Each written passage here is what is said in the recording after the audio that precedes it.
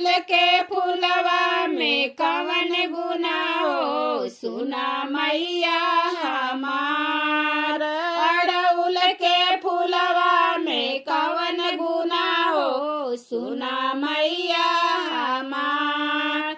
बेला चमेला मई के मनई न भावे, बेला चमेला मई के मनई न भावे, मनई न भावे मई के मनई न भावे। अड़उल के फूलवा में गईली लो भाई सुना मैया हमार। अड़उल के फूलवा पे गईली लो भाई सुना मैया हमार। अड़उल के फूलवा में कवन गुना हो सुना मैया हमार। पेड़ा मिठाई मई के मनई न भावे, पेड़ा मिठाई मई के मनई न भावे।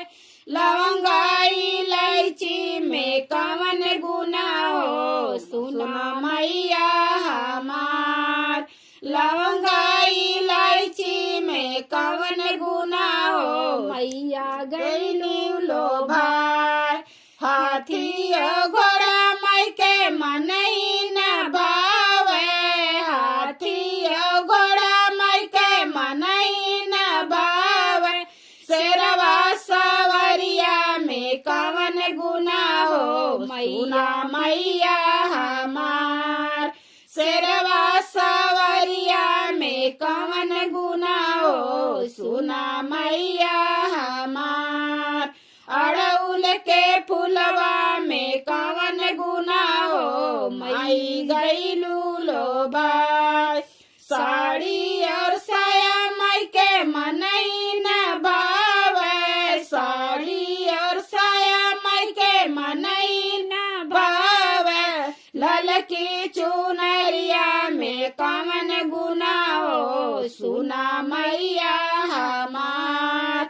ललकी चुनरिया में कवन गुना हो सुना मैया हमार।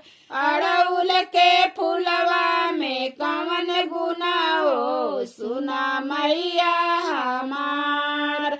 अड़उल के फूलवा में कवन गुना हो सुना मैया